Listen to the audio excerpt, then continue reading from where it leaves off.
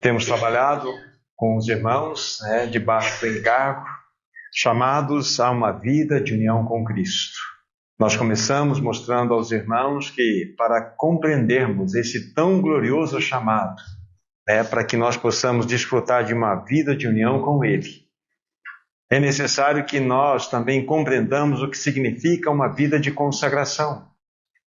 Foi a nossa primeira reunião na qual nós nos detivemos um pouco para pensar juntos sobre aqueles 3 fundamentos importantíssimos que envolvem a nossa consagração total ao Senhor. O primeiro fundamento, como vocês bem sabem, deve estar guardado no coração de vocês, é nós conhecermos o amor de Cristo por nós.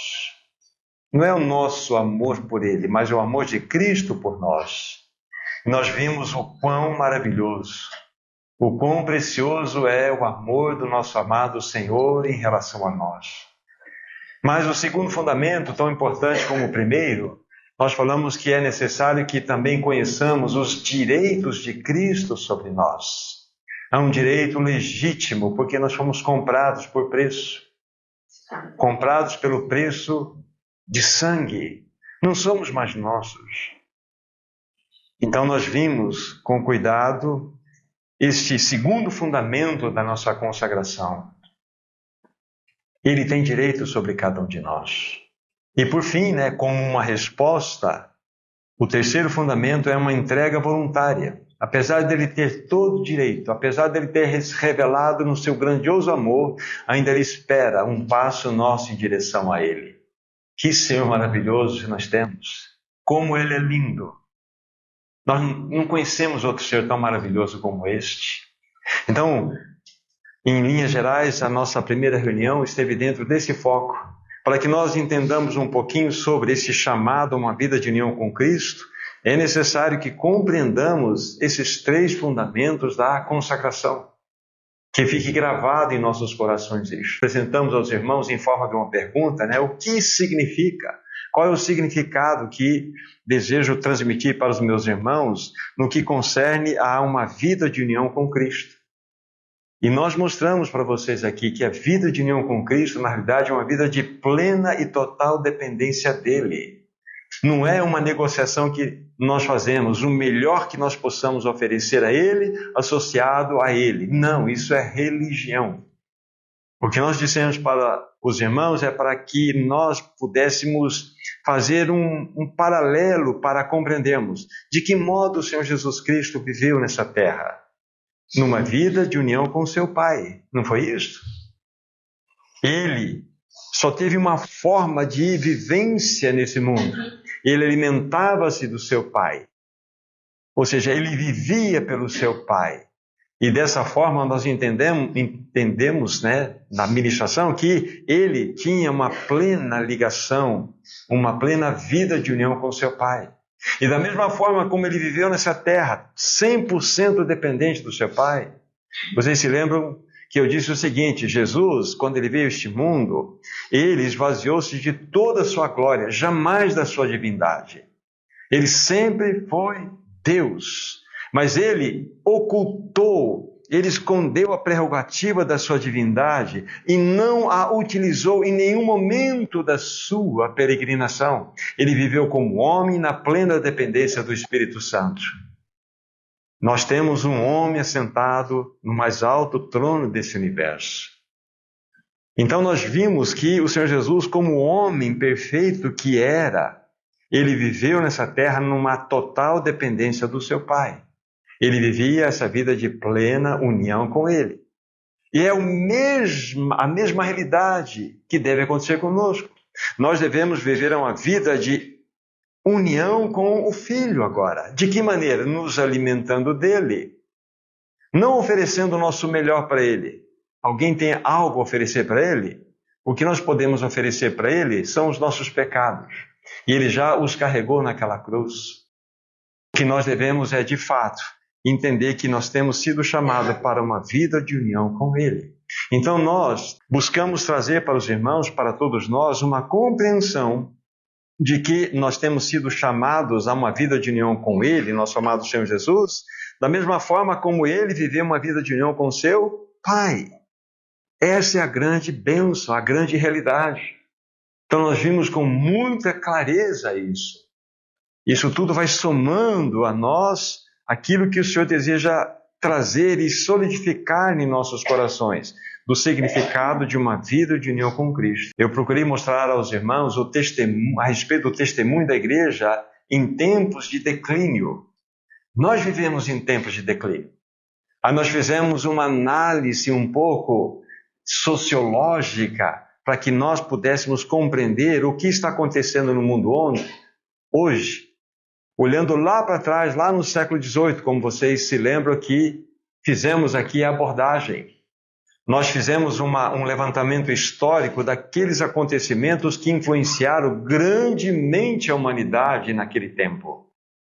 E essa influência foi uma influência satânica. Foi uma influência maligna que tomou conta do quê? Tomou conta de toda uma sociedade. Então, queridos irmãos, quando nós abordamos isso, trazendo esse diagnóstico para os irmãos, a intenção era mostrar que a sociedade que nós vivemos hoje, a sociedade contemporânea, é o resultado daquilo que nós vimos como uma sementeira plantada a partir da Revolução Francesa, 1789. Aí vocês se lembram que eu falei escolhi 4 fundamentos que advieram tanto do movimento, da história judaica como da história do cristianismo, né? Que são as seguintes: a verdade absoluta, vocês se lembram? A família nuclear, a moralidade e os valores da vida. Esses 4 pilares regiam a sociedade por 18 séculos. Todos eram cristãos? Não estou dizendo isso. Estou dizendo que o parâmetro diretivo daquela sociedade espelhava-se em que todos entendiam que existia um Deus, ainda que não conheciam. Aí eu citei para vocês aí astrônomos, químicos, matemáticos, físicos da época, né? Kepler, nós pegamos outros, né? Boyle, que eram cristãos e que influenciaram toda uma sociedade que até hoje nós somos influenciados. Por quê? O cristianismo estava presente. Mas vindo então esse movimento maligno, né, levantado por Satanás, que foi o berço do totalitarismo, do comunismo, o que aconteceu? Essas 4 realidades, esses 4 fundamentos foram afetados de modo direto. Então aí eu levantei uma pergunta para vocês. Existe verdade absoluta hoje? Não, porque é relativo, né? O que é verdade para mim, Luiz, pode não ser verdade. O que é verdade para mim pode não ser a verdade para você. Então nós vivemos num mundo que na realidade ele é flácido, ele é gelatinoso, é uma sociedade líquida. Não tem valores, não tem nada.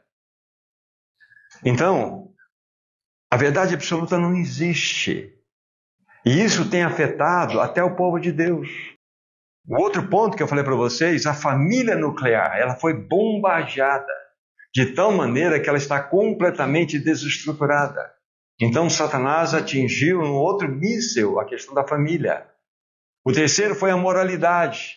Aí vocês se lembram, eu quero lembrar porque esse assunto é importante. O pior vício do século XXI, que atinge a todos os países, inclusive os islâmicos, é a pornografia. A pornografia tem desgraçado os jovens, tem desgraçado famílias, desgraçado casais, desgraçado velhos, viciados em pornografia. Isso é sério. Então isso foi um bombardeio satânico que aconteceu na sociedade. E por fim os valores da vida. Onde estão os valores da vida? Não tem mais valor. Ou seja, a vida não vale mais nada. Hoje, se matar um macaco, você vai preso. Mas se você matar um homem, você pode responder em liberdade. Inverteu-se completamente os valores da vida.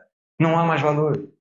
Hoje se festeja quando se promulgou a lei a favor do aborto. Sai aquela carreata enorme de mulheres gritando: nós somos livres, somos donas de nós mesmos, fazemos o que queremos com os nossos corpos. Não é isso que a gente vê? Isso é uma inversão de valores. Esta é a sociedade que nós vivemos. E por que eu disse isso? Eu fiz esse diagnóstico, né, dentro da realidade para compreendermos onde a igreja está hoje e qual o papel dela. Qual o papel da igreja? é ser coluna e baluarte da verdade. Coluna e baluarte da verdade. E nós individualmente sermos o quê? Sal nessa terra e luz desse mundo. Não tenho a menor dúvida. O que está acontecendo nesse tempo do fim é a reedição daquilo que nós chamamos do Império Romano. Ou seja, todos aqueles costumes, todas aquelas malignas realidades que estavam naquele tempo estão surgindo. Quando vocês falam a busca da permissão para a aprovação da lei da pedofilia, isso tem história lá atrás. E nós não vamos perder tempo com isso, mas nós vivemos numa sociedade caída e a questão é o quê? O que a igreja está fazendo? O que a igreja está fazendo? Aí nós levantamos aqui, com a ajuda de um irmão chamado, um sociólogo cristão americano chamado James Hunter. Ele escreveu um livro chamado Presença Fiel. Ele estava tentando responder de como que a igreja ela pode, como que nós cristãos podemos responder a uma sociedade caótica, maligna. Será que nós devemos entrar no aspecto do quietismo, dar um passo atrás e deixa a coisa explodir porque não temos mais nada que fazer? Ou vamos entrar na militância? Vamos entrar realmente naqueles movimentos, sabe? Vamos sair, vamos para a guerra, vamos fazer. Ele fala que nenhuma dessas realidades extremas se torna possível. Nós precisamos ter uma vida de presença fiel. Presença fiel. Você carrega Deus no coração. Você carrega Deus no coração.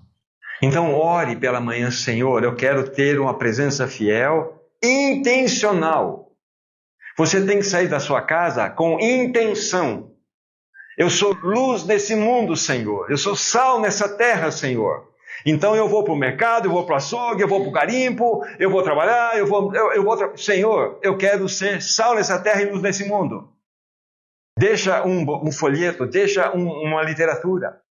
Porque Deus pode mandar alguém para você evangelizar. Então esse é o ponto. Então, quando nós falamos o testemunho da igreja em tempos de declínio, essa realidade temos que ver.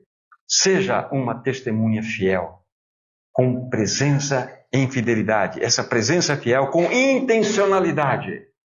Intencionalidade. É isso que deve acontecer. Aí, falando mais algumas coisas, para que de fato nós entendamos qual é a realidade, onde nós estamos assentados neste tempo. Onde a igreja está? Ou ela está de parede preta, cantando, ou ela está buscando, a sua satisfação nesse mundo, onde ela está. Nós precisamos, de fato, exercer o ministério que o Senhor nos deu. Irmãos, a igreja é uma colônia do céu na terra. Vocês já pensaram nisso? A igreja é uma colônia do céu na terra. Só que nós não vivemos como uma colônia do céu. Nós queremos quase que rasgar o nosso passaporte celestial e adotar um passaporte terreno e viver conforme o mundo. É isso que está acontecendo. E nós não sabemos porque nós não crescemos espiritualmente. Porque nós sempre estamos cometendo os mesmos pecados, os mesmos erros. Porque nós não estamos atentos àquilo que Deus quer. Irmãos, presença fiel. Presença fiel. Intencional. Para que o Senhor possa nos ajudar.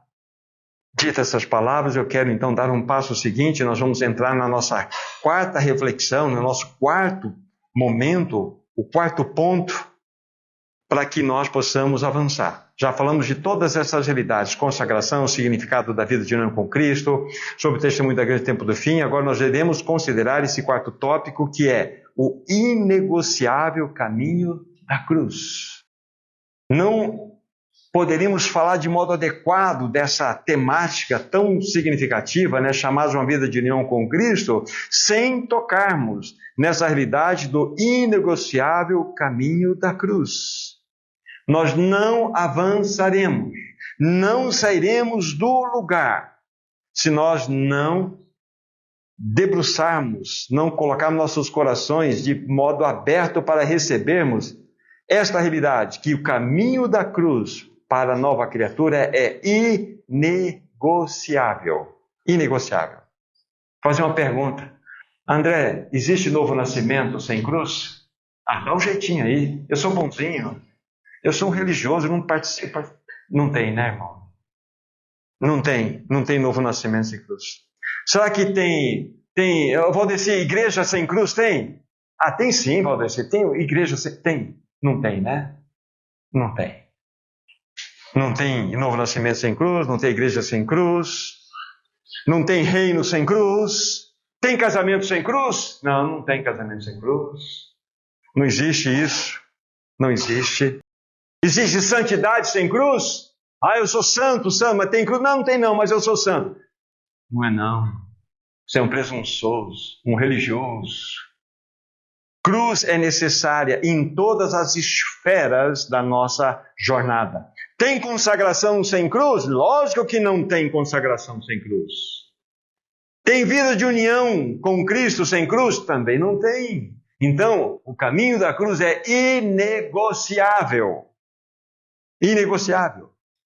A cruz, eu vou da maneira mais correta para dizer, o princípio da cruz é eterno. Por quê? A Trindade é eterna. A Trindade é eterna.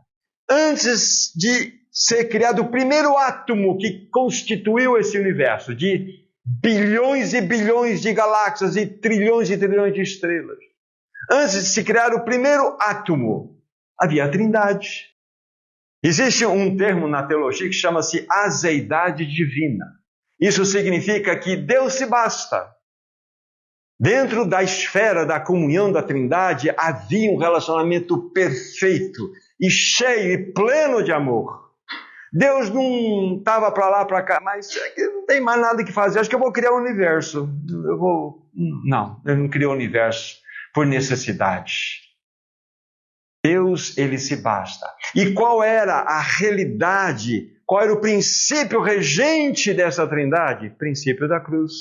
Aí nós descobrimos isso porque quando então Deus se revelou depois de toda a criação e pôde se revelar ao homem, nós começamos a entender como que eles se movimentam, como que Deus, as três pessoas se movimentam, como Deus se movimenta. Já disse isso, vou repetir. Este é o meu filho amado, a ele eu vi. Ele jogou todo o farol, toda a intenção, todo o seu olhar para o filho. Ele sai de cena e coloca o filho em cena. Aí vem o filho fala assim, olha, eu nada faço por mim mesmo, assim como eu ouço do meu pai, assim eu faço. Eu tenho uma comida para comer, essa comida fazer a vontade do meu pai. Isso é o quê? O que é aquilo? Princípio da cruz. Aí o Espírito Santo é nos mandado pelo Pai e pelo Filho, como diz a palavra de Deus. E ele veio para se manifestar? Não, ele veio para mostrar todos os ensinos de Cristo, para glorificar a Cristo. Por sua vez, o Pai e o Filho não poderiam desenvolver a economia divina sem que o Espírito Santo agisse. Princípio da cruz. Percebe essa dança? Chama-se pericorese. É a dança das três pessoas. Gregório de Nazianzo foi o que estabeleceu essa palavra para tentar explicar o relacionamento da Trindade. Então, quando nós falamos do princípio da cruz, nós falamos da Trindade. E o princípio da cruz é o nascedouro do amor. Porque havia um relacionamento de amor entre Pai, Filho e Espírito Santo. Essa é a beleza. Então, como nós não olharmos para esse assunto tão magnífico, tão elevado, e não darmos a ele a devida atenção? É inegociável o caminho da cruz. Se a Trindade assim se movimenta, que tipo de relacionamento ele quer que seu povo tenha? Não é o princípio da cruz que deve reger a nós? Então por que a minha vontade tem que sempre prevalecer? Por que os meus pensamentos sempre têm que estar adiante? Falta a cruz. Falta o princípio da cruz. Então, olhando inicialmente esse pensamento, nós vemos que o princípio governante da Trindade divina não é outro senão o princípio da cruz. A cruz é atemporal, porque ela é eterna nesse sentido. Aquele irmão que eu me referi pela manhã, Austin Sparks, ele disse o seguinte, considerando a importância do princípio da cruz agir em nós. Ele diz assim: vida cristã sem cruz não é vida cristã de forma alguma, mas apenas um ego adornado com ensinos de Cristo. Tem gente que tem uma cabeça desse tamanho, mas olha, e a cabeça cheia de boas informações, da aula de teologia. Mas só que é um ego inflado de conhecimento a respeito de ensino sobre Cristo. Mas se você não toca Cristo na pessoa, você toca mente na pessoa, toca conhecimento. Essa é a grande realidade. O que vamos fazer agora? Vamos ler 4 porções do Evangelho. E o objetivo de nós lermos essas 4 porções, com certeza, se não muitos de vocês já tocaram esses textos dentro dessa direção que vamos ter aqui. Esses 4 textos dos Evangelhos que vamos apresentar para vocês, já vamos ler. O que eles vão apresentar para nós? Eles vão apresentar para nós as 4 esferas onde o princípio da cruz deve atuar em nós. Na igreja, Minas Gerais, e em nós individualmente. Esses 4 textos são chaves para nós. Vamos lê-los, depois vamos avançar um pouco. Mateus capítulo 16. Mateus capítulo 16, do versículo 24 a 26. Mateus 16, 24 a 26. Aqui está então o primeiro texto, chave para nós. Eu vou ler todos eles, depois a gente vai se deter um pouquinho para fazermos os comentários em cada um deles que foram lidos. A partir do versículo 24, então.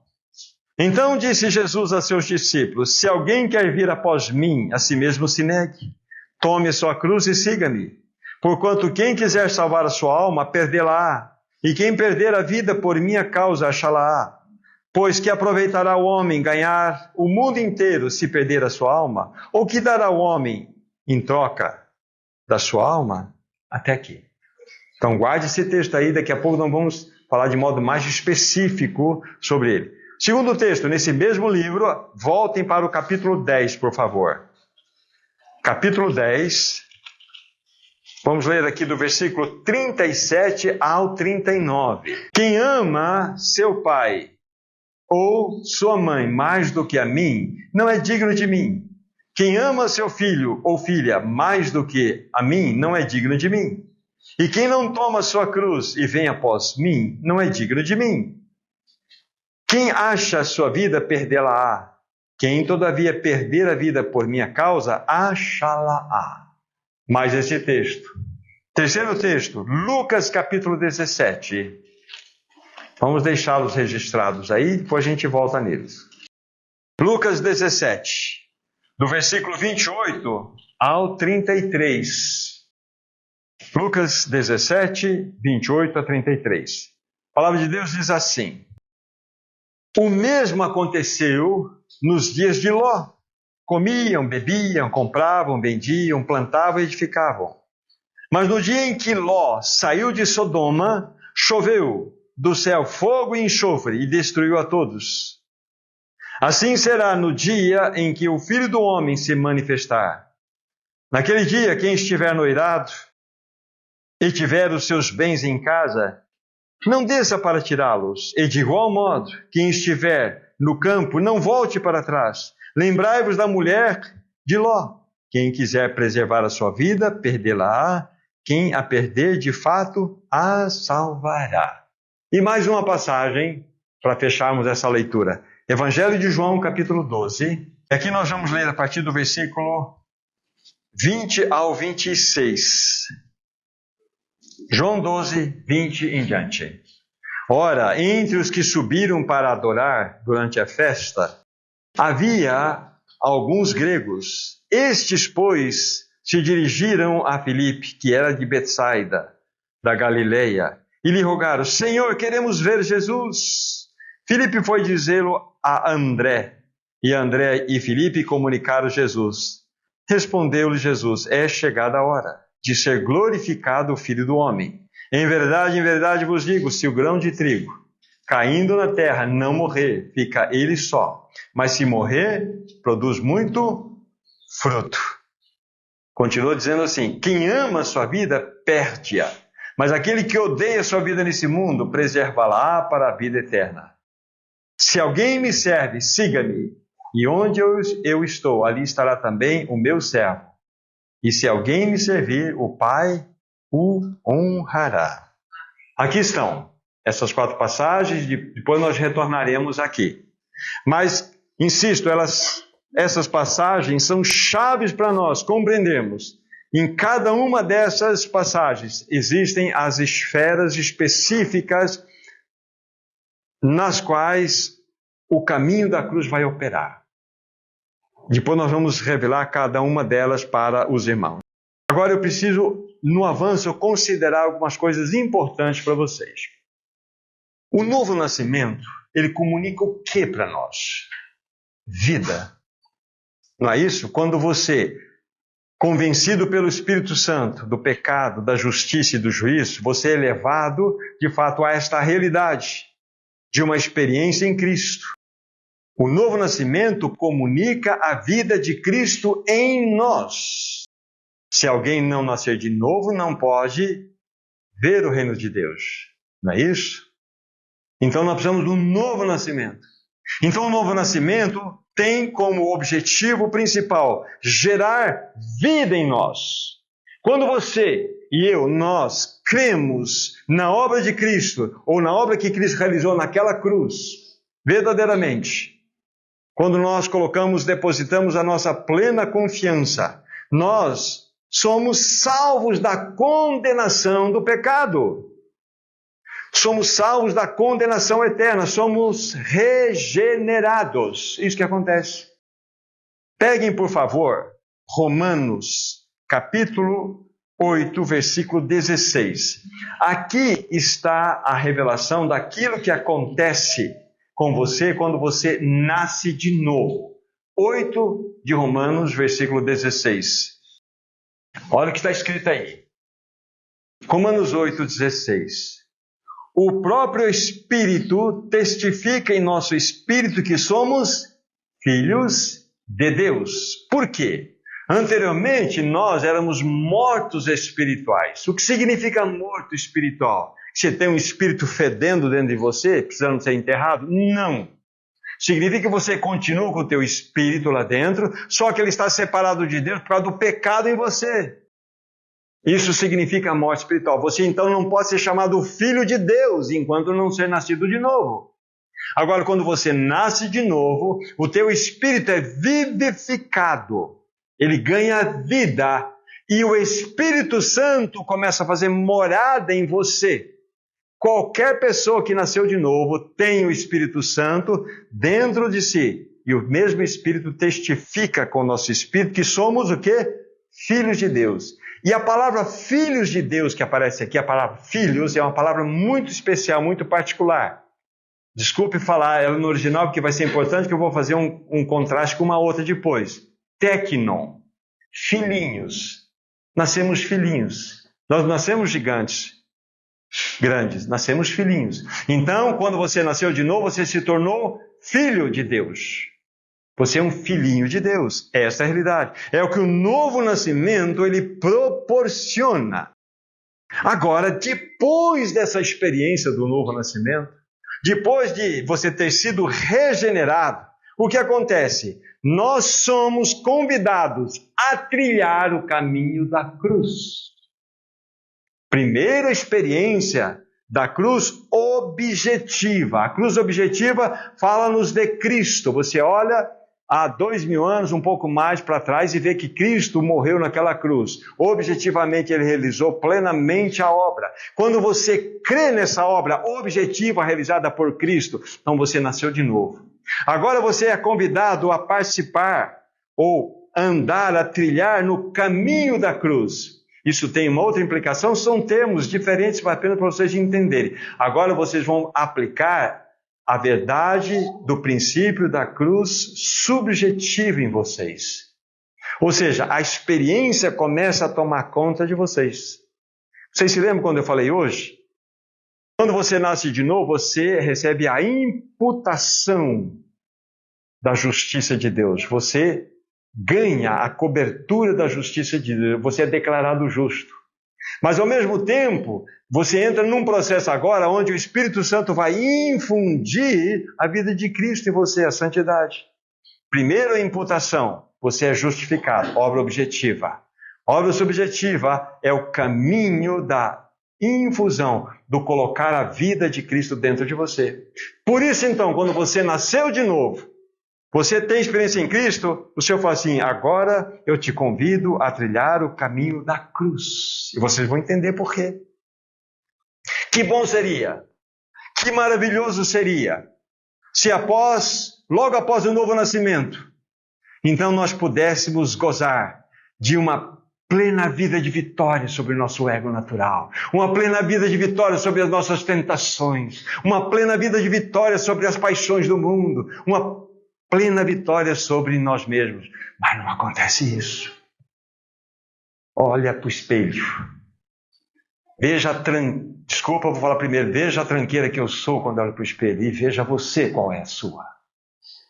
Por quê? Porque o novo nascimento simplesmente gera vida em nós, não gera caráter. O caráter é um processo que precisa ser provado por nós. O novo nascimento traz vida para você. O caminho da cruz vai trazer o caráter de Cristo em você.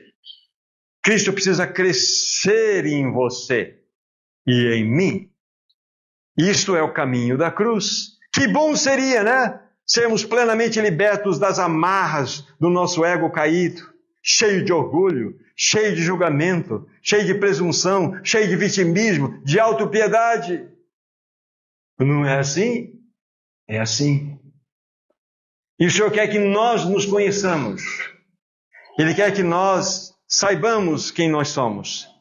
Depois do novo nascimento, o Espírito começa a mostrar verdadeiramente quem nós somos. É como se ele nos levasse para um grande espelho. Para ali, nesse grande espelho, revelar o que está dentro de você. Não é só a face externa. Aí você começa a se assustar. Você vai perceber, e assim como eu, como somos feios espiritualmente. Como nós precisamos da graça. Como nós precisamos entender o caminho da cruz. Sem a atuação do caminho da cruz, nós não vamos avançar. Por isso que ele é inegociável para nós no que tange essa vida de união com Cristo. Ele deseja mostrar para nós o quão corrupto é nosso ego natural. O quão ligados somos às nossas próprias afeições, o quão nós amamos esse mundo e o quão nós buscamos a nossa própria glória. Ele quer mostrar isso para nós.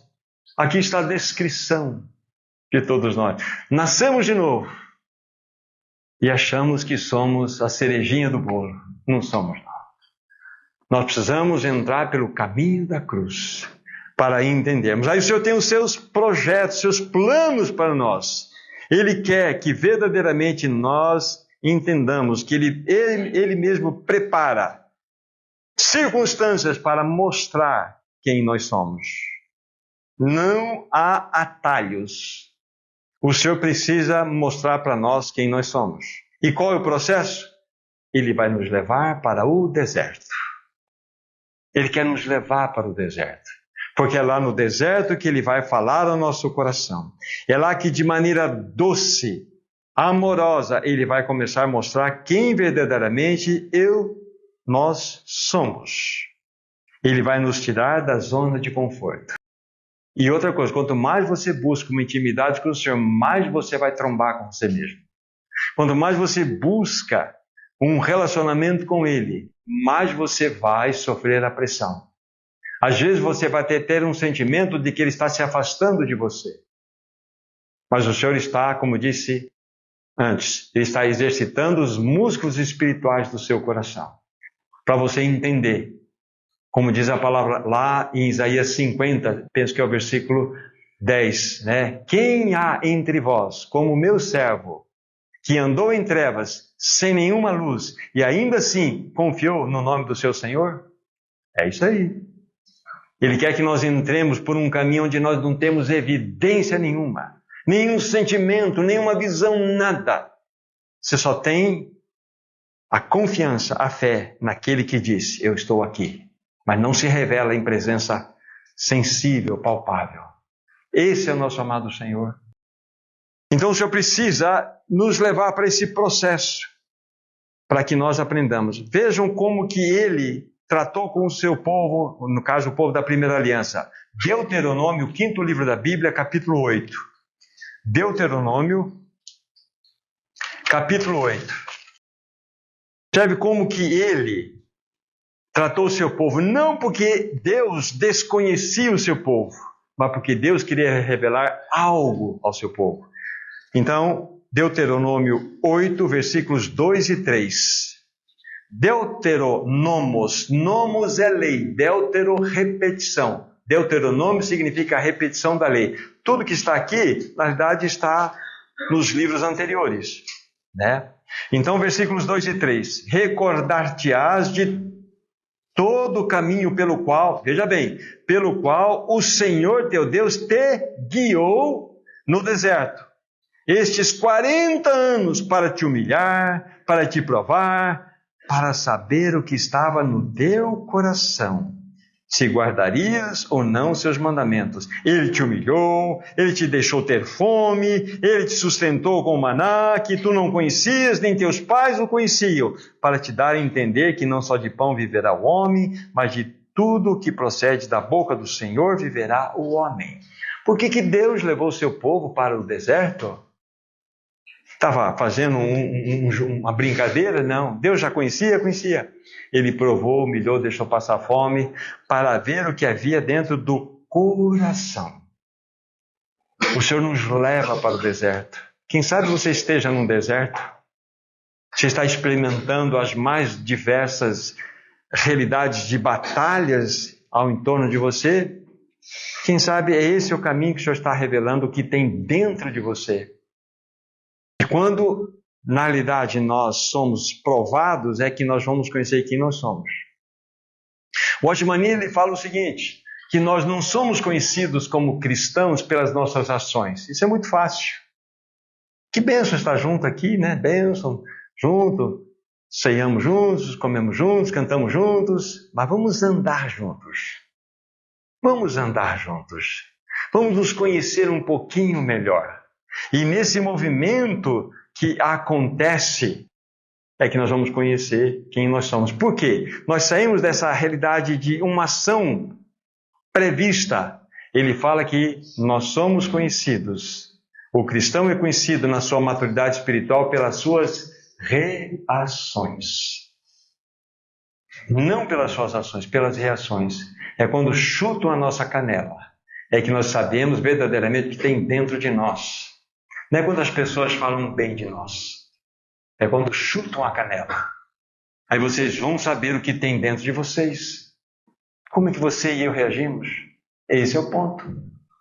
Então entende porque o deserto é importante? Ele mostra, expõe quem nós somos. Quem nós somos. Quantos anos você tem de jornada, meu irmão, minha irmã? Quantos anos? E continua com essa mesma mania. Você percebe? Continua com essa mesma mania. Não muda, não cresce espiritualmente. Todo mundo é culpado, é crítico. Até quando?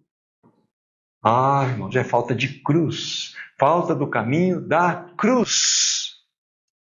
Então esse texto mostra exatamente o projeto de Deus, que Ele queria que o seu povo conhecesse. Deus faz para revelar o que está lá dentro. Peguem outro texto, Salmo 66. Salmo 66. Salmo 66, 10 a 12. Então vejam só quem é o agente que está operando o que vocês vão ler aqui comigo.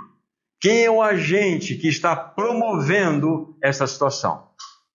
Pois tu, ó Deus, nos provaste. Acrisolaste-nos como se acrisola a prata. Tu nos deixaste cair na armadilha, oprimiste as nossas costas, fizeste com que os homens cavalgassem sobre a nossa cabeça, passamos pelo fogo e pela água, porém, afinal, nos trouxeste para um lugar espaçoso. Antes do lugar espaçoso, nós precisamos ser provados, como diz aqui.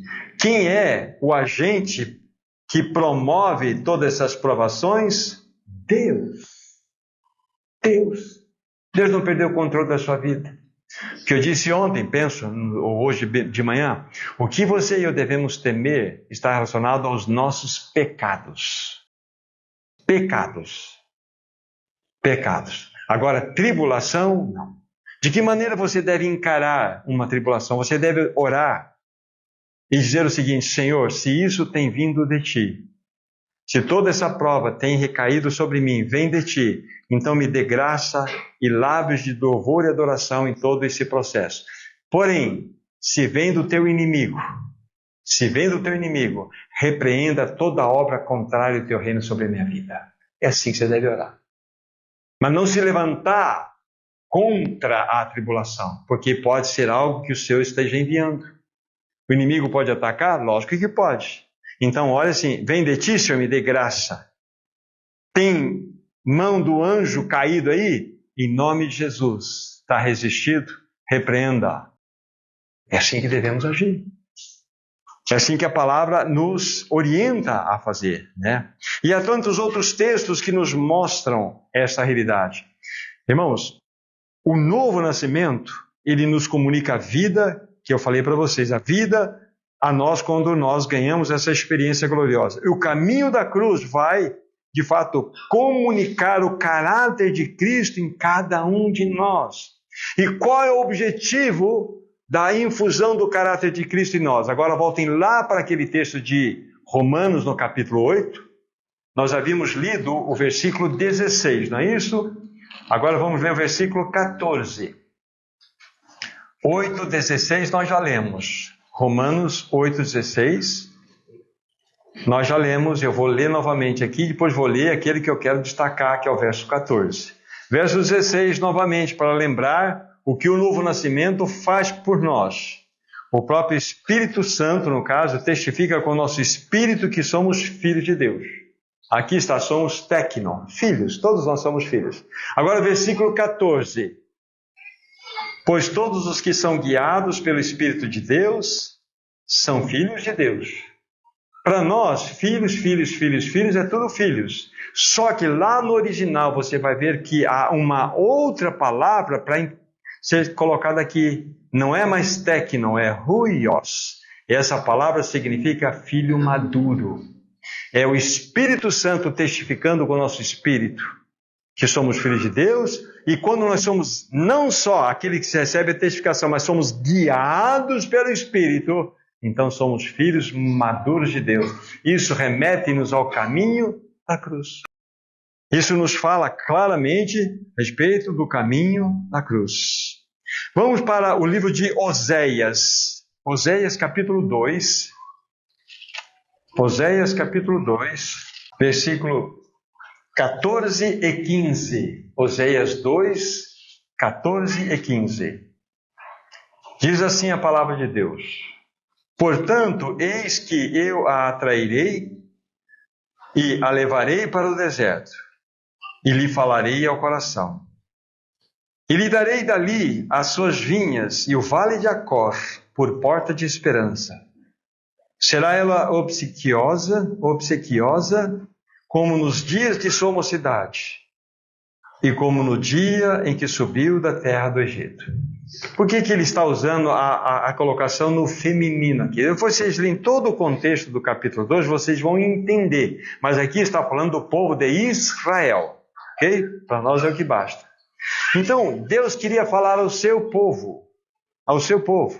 Ele poderia ter levado para um resort, para uma praia cheia de coqueiral, né, com muita sombra, muita água fresca. Mas Deus levou o seu povo para o deserto. Para o deserto.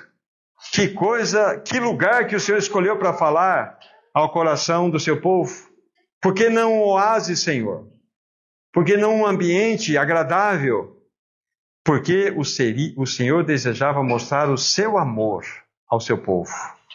O único lugar onde um povo endurecido pelo pecado tem possibilidade de ouvir a voz do seu Senhor é no deserto. nós precisamos ser levados para os lugares áridos e sólidos, para ver o quão duro nós somos, o quão resistentes nós somos, o quão cheio de justiça nós somos, o quão cheio de razão nós somos. Hoje, conversando com um irmão, eu lembrei, acho que não sei, acabei citando aqui ou não, um filósofo, um historiador também, chamado Chesterton. Ele disse o seguinte, né, que louco é aquela pessoa que perdeu tudo menos a razão. Ele perdeu a família, ele perdeu o emprego, ele perdeu a convivência dos irmãos, ele perdeu a saúde, mas ele não perdeu a razão. Eu estou certo. Meu velho pai, que já está no Senhor, falava o seguinte: meu filho, o diabo é muito astuto. Eu falei, por quê, pai? Porque ele enche a pessoa de razão. E sabe qual é o problema, meu filho? Quando a pessoa vai ver, ela tem razão mesmo. Mas nós não vivemos pela razão. Nós vivemos pela graça de Deus. Então, larga o osso, meu irmão, minha irmã. Larga o osso da razão. Deixa o Senhor cuidar desse assunto. Então o Senhor precisa nos levar para o deserto, porque nós somos duros. Nós somos, sabe, rígidos, resistentes à ação do Senhor. O Senhor precisa, Ele tem ferramentas pedagógicas celestiais muito maravilhosas. As ferramentas de pedagogia do Senhor é provação, acrisolar pelo fogo. Ele precisa verdadeiramente nos levar para a sua oficina, é marreta.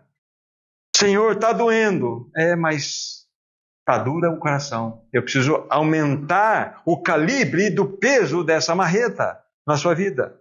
Ele precisa nos humilhar, queridos irmãos. E esse texto aqui é muito interessante. O Senhor atrai o seu povo para o deserto, para falar ao coração. Oh, que lugarzinho que o Senhor vai nos levar.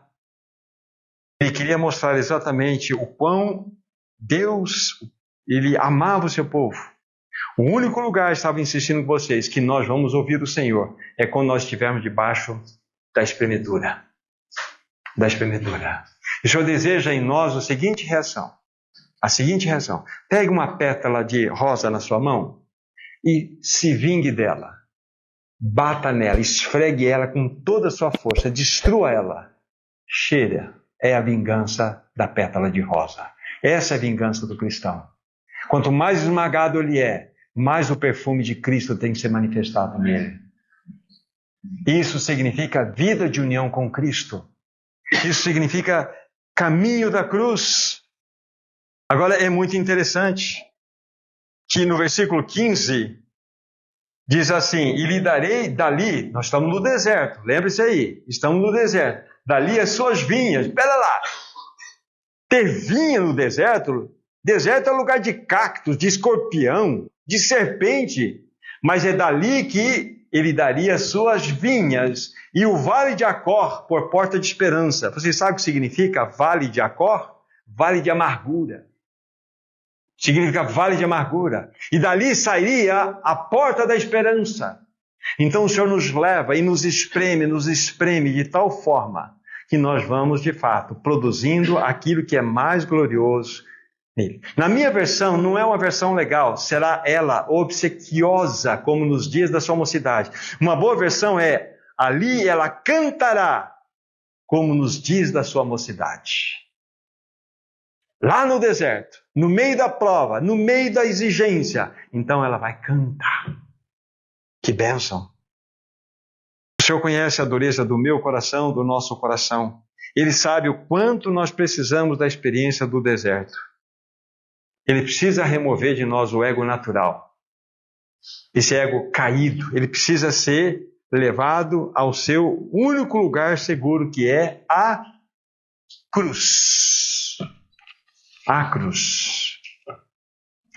Vamos avançar, para que nós possamos então considerar rapidamente agora aqueles 4 textos, né, para falar a respeito do inegociável caminho da cruz. O primeiro texto que eu citei para vocês, Mateus, se quiserem voltar lá, Mateus, no capítulo 16, então nós temos uma esfera da ação do caminho da cruz em nossas vidas. Mateus 16, você se lembra? Eu fiz a leitura do versículo 24 até o versículo 26. Se alguém quer vir após mim, a si mesmo se negue, tome a sua cruz e siga-me. Quem quiser salvar a sua vida vai perdê-la, e quem perder a sua vida por minha causa, achá-la. Aqui está. Muito ponto. Então, qual é, vamos dizer assim, a esfera da ação da cruz nessa realidade? Na nossa vida egocêntrica. A primeira lição desse primeiro texto significa que o caminho da cruz deve atuar de modo claro na nossa vida egocentralizada. É aqui que deve atuar. É a batalha mais terrível que nós temos. É contra o nosso ego. É contra nós mesmos. É muito difícil nós levarmos o nosso ego, ou seja, negar a nós mesmos, tomar a nossa cruz e ir após o Senhor Jesus. É um terrível obstáculo que nós temos diante de nós. Para que nós nos tornemos discípulos, é necessário que eu negue a mim mesmo, tome a minha cruz e siga o Senhor. Então, a primeira esfera de ação da cruz, para que entendamos o caminho que devemos trilhar, essa esfera deve agir na nossa egocentralidade. Isso é fundamental. Se a cruz não operar no nosso ego natural, não haverá vida de união com Cristo. Porque a cruz vai agir de tal maneira em você que vai lançar por terra todos os seus direitos pessoais. Todos. Todos. Eu quero ler para vocês, deixei anotadinho aqui, o testemunho de George Miller. George Miller, muitos de vocês conhecem, um homem de Deus do século XIX. Olha o que ele escreveu a respeito desse assunto aqui. Quando perguntaram para ele, George Miller, conta para nós o segredo da sua vida íntima com o Senhor, da sua vida de união com Ele. Conta o segredo. Olha o segredinho dele. Houve um dia em que morri. Na verdade, morri para George Miller e suas opiniões, suas preferências, seus gostos e vontade. Morri para o mundo, para sua aprovação, sua censura. Morri para a aprovação e crítica até mesmo dos meus irmãos e dos meus amigos. E desde então, venho estudando apenas para mostrar-me aprovado diante de Deus. Houve um dia em que morri. Morri para George Miller, morri para a opinião do mundo, morreu. Aqui está o segredo de uma vida de união com Cristo. Então, para que nós saiamos dessa esfera da egocentralidade, o caminho da cruz precisa ser uma realidade em você e em mim. Negue a si mesmo, tome sua cruz. Tem duas cláusulas inegociáveis. Negue-se a si mesmo, tome a sua cruz. Não é a cruz de Cristo, não. Ele já tomou. É a sua. Porque ela deve operar em você, no meu caso, em mim. Vamos analisar o segundo texto. Mateus capítulo 10. Voltem um pouco as páginas. Mateus capítulo 10. Nós havíamos lido do versículo 37 ao 39. Interessante que o Senhor Jesus usa aqui: quem ama seu pai e sua mãe mais do que a mim, não é digno de mim. Quem ama seu filho e sua filha mais do que a mim, não é digno de mim. Aí vai falar: quem não toma a sua cruz, vem após mim, não é digno de mim, etc., como está lido aqui. Então, onde a cruz vai operar? Em qual esfera? Nos sentimentos naturais. Se no primeiro movimento, que nós lemos anterior, a cruz operou na egocentralidade, aqui a cruz precisa operar nos nossos sentimentos naturais. O Senhor deseja ordenar as nossas afeições. Nós somos desequilibrados, falando das nossas afeições. Totalmente desequilibrados. Todo relacionamento afetivo do cristão deve ser derivado do seu relacionamento de amor com o nosso amado Senhor Jesus. Guarde bem isso.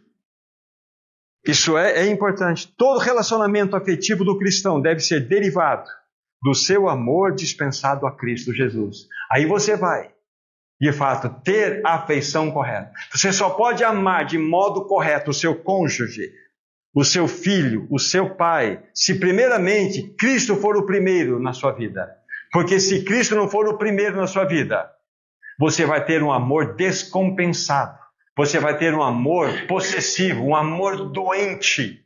Se você eleger sua esposa, seu esposo, seu filho acima de Cristo, você está doente. Ficamos adoecidos. Então, o que pode, de fato, regular esses sentimentos naturais não é outra realidade senão o caminho da cruz. Você e eu só iremos amar adequadamente nossos pais, nossos filhos, aqueles que estão à nossa volta, quando Cristo for o centro da nossa afeição. Quando o caminho da cruz for uma realidade. Esse é o ponto. Então, o segundo ponto de ação da cruz são as realidades dos nossos sentimentos naturais. Terceiro, Lucas capítulo 17. Lucas 17, nós já havíamos lido do versículo 28 ao 33. Lembra-se? Então, onde a cruz vai atuar aqui? Já vou dizer direto para vocês. Amor ao mundo. Vocês viram a história aqui de Ló, quando Deus falou que ia derramar enxofre, fogo e enxofre sobre Sodoma. Então, saíram de lá, mas a mulher de Ló olhou para trás. Ela amava aquilo. Então, a esfera de ação da cruz, aqui nesse caso, é em relação ao amor ao mundo. Ao mundo. Então vejam como que a palavra de Deus vai nos ajudando. Não só na questão do ego, não só na questão das afeições ou sentimentos naturais, mas na questão do nosso relacionamento com o mundo. A cruz corta o nosso ego, equilibra os relacionamentos através das afeições adequadas, ajustadas, e também elimina essa realidade da nossa ligação com esse mundo. Textos que vocês conhecem. Longe de mim gloriar-me, a não ser na cruz do nosso Senhor Jesus Cristo, pela qual o mundo está crucificado para mim e eu para o mundo. Pense bem nesse texto. Pense no que você está falando, que nós estamos lendo aqui. Pela qual o mundo está o quê? Crucificado. Então bota uma cruz no mundo. Cruz é símbolo de morte. Então o mundo está morto para você. E eu para o mundo. Ou seja, o mundo tem que olhar para nós e ver o quê? Uma morte. O mundo olha para nós, não tem interesse em você. Você não faz parte do esquema. Você não faz parte do sistema. É isso que Deus quer nos mostrar. Essa é a realidade. Então, há outros textos que nos mostram, vamos dizer assim, essa realidade bela de nós sermos livres para o mundo. Vou deixar por conta dos meus irmãos, lá em 1 João 2, 15 a 17, vocês vão ter lá as revelações que vocês vão verificar sobre tudo que há no mundo, a concupiscência da carne, concupiscência dos olhos, soberba da vida, não procede de Deus, procede do mundo. Não é isso? Quem é o mundo, o amor do Pai não está nele. Esse é o ponto, está tudo lá. Vocês vão verificar esse assunto.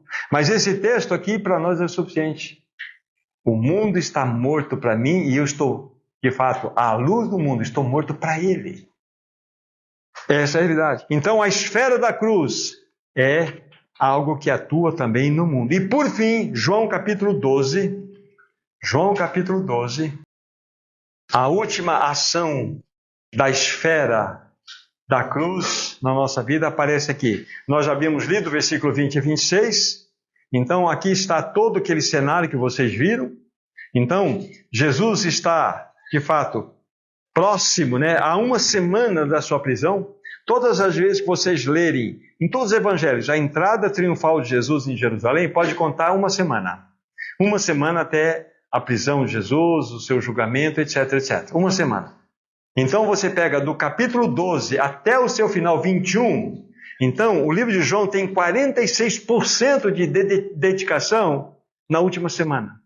Não é impressionante isso? Quase 50% do livro fala da última semana. Então veja a importância disso. Então Jesus, ele está mostrando aqui aos seus discípulos, que estavam subindo para a festa, e alguns gregos foram lá também, e eles disseram, queremos ver Jesus. Aí os discípulos se animaram. Se o berço da sabedoria, que é a Grécia, então foi atingido pela mensagem de Jesus, então Jesus vai ser logo proclamado. Ele vai ser proclamado como o grande rei, o grande sábio. Aí Filipe vai juntamente com André e vai comunicar a boa notícia. Aí Jesus falou, chegou a hora de ser glorificado o Filho do Homem. Na cabeça dos discípulos era uma coisa, na cabeça de Jesus era outra. A cabeça dos discípulos era o seguinte, agora eles vão saber quem é o meu mestre, quem é o nosso mestre. Ele atingiu a Grécia, colocou os filósofos aos pés dele. Mas Jesus, ele tinha um outro caminho. Ele diz, em verdade vos digo, se o grão de trigo caindo na terra não morrer, fica só. Mas se morrer, produz muito fruto. O caminho da glória seria o caminho da cruz. Os discípulos queriam a autoglorificação, queriam a promoção. Então Jesus falou assim, não, nós vamos para a cruz. Eu vou para a cruz. Então, onde a cruz atua? Na autoglorificação, na glória pessoal. Então, vamos montando aqui. Atua no egocentrismo, nas afeições naturais, na questão da relação do mundo e na glória pessoal. Que impressionante esses 4 textos que podem ser mais explorados pelos irmãos. Aqui está.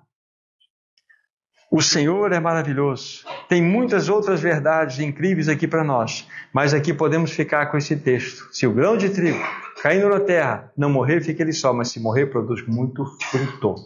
Então aqui está o caminho da cruz. Enquanto que a cruz histórica gerou vida em nós, o caminho da cruz gera caráter em nós, que é o caráter de Cristo. E vai agir no nosso egocentrismo, nas nossas afeições naturais, na nossa relação com o mundo e com a relação à nossa própria glória pessoal. Tudo isso tem um lugar, cruz. Cruz. E lembre-se, cruz não é sinônimo de sofrimento. Estou carregando uma cruz. Não, você está com o ego machucado. Porque cruz fala de morte. Se você está levando, cruz é morte, não é sofrimento. Cruz é morte. Então, quando você fala carregar a cruz, então tudo certinho, morreu, então por que está reclamando? Esse é o ponto. Então, nós precisamos, com a ajuda do Senhor, de fato, entender que o caminho da cruz é inegociável para que nós possamos desfrutar de uma vida de união com Cristo Jesus.